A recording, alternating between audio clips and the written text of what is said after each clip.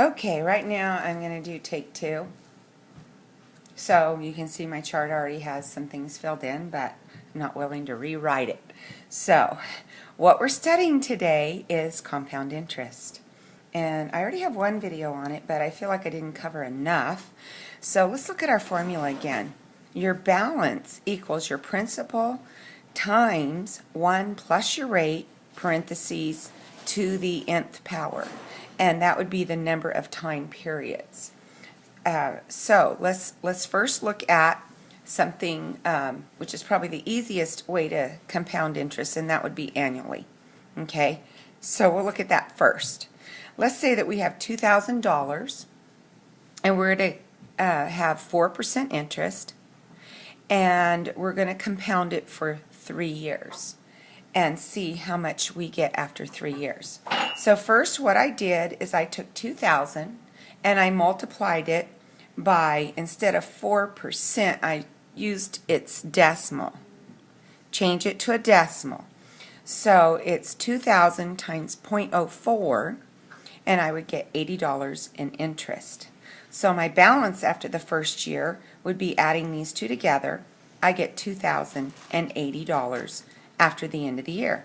So when you compound interest, the next year you're starting with the new balance of $2,080.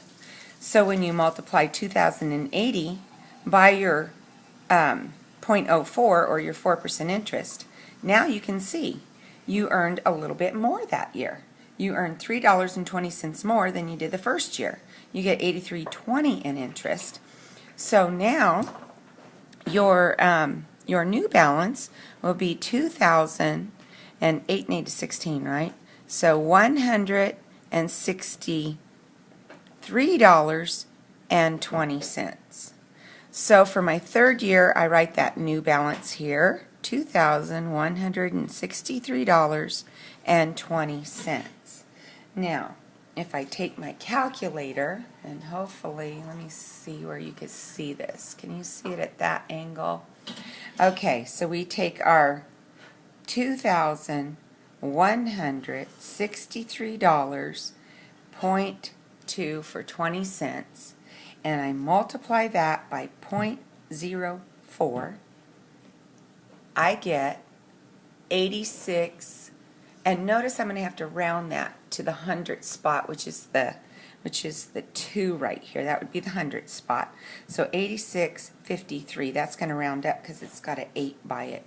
So I get 86.53 as my interest.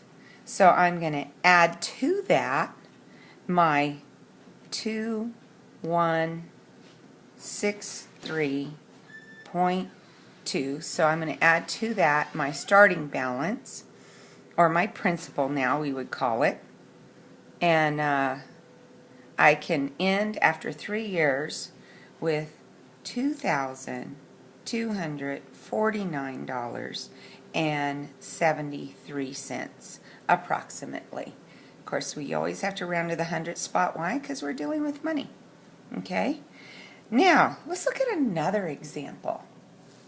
And by the way, I want to show you the fast way to calculate this. So before we move on to our second example, let me clear all this. And can you see this formula?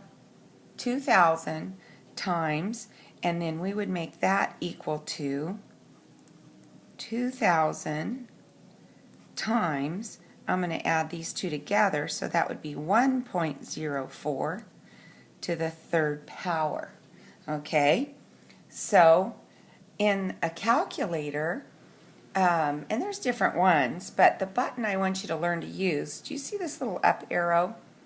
Okay, that helps you to get an exponent. So I can take my 1.04, and then I do my little up arrow, and for 3 time periods, and hit enter, and that gives me my my value for cubing 1.04, And then now I can just multiply that by my 2,000. Make sure I'm getting this in there right. Do I have enough zeros? Yeah. Okay. And notice I come up with the same number, 2,249.728 rounded to 0.73. So that was a much faster way than doing this whole chart. So if you have a calculator that has the little up arrow, again, that's for your exponent, and you can rewatch the video to see how to calculate it if you forgot. Okay, let me clear that. Let's go on to our next problem.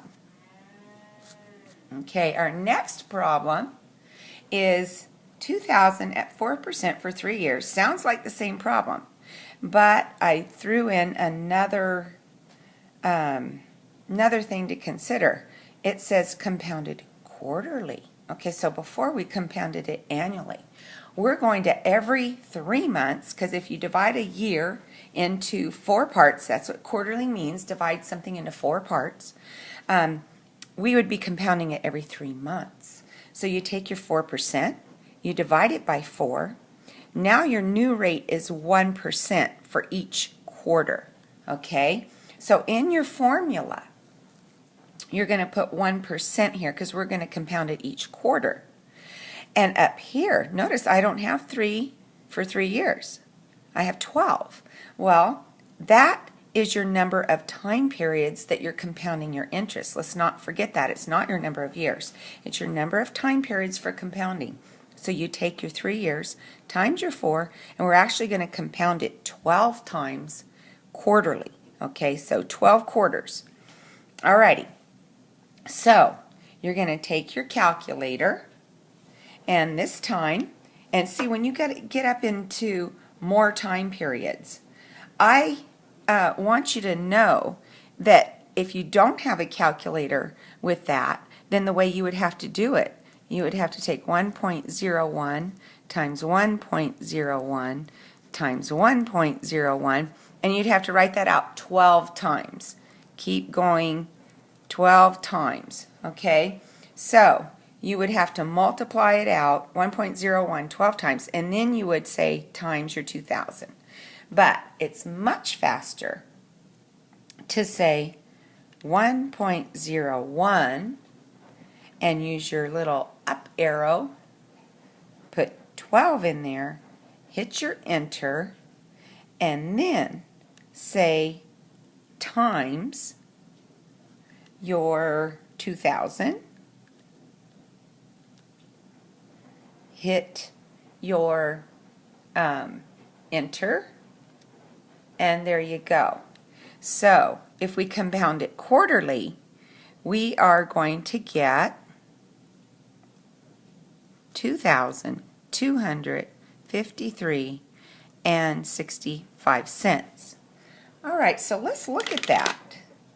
We have 2,253 and 65 cents, where when we compounded it annually, we had 2,249 and 73 cents. You can see we earned a few dollars more, almost $4 more. So not quite. But anyway, hopefully this helps you with some of your problems in this chapter. Thanks.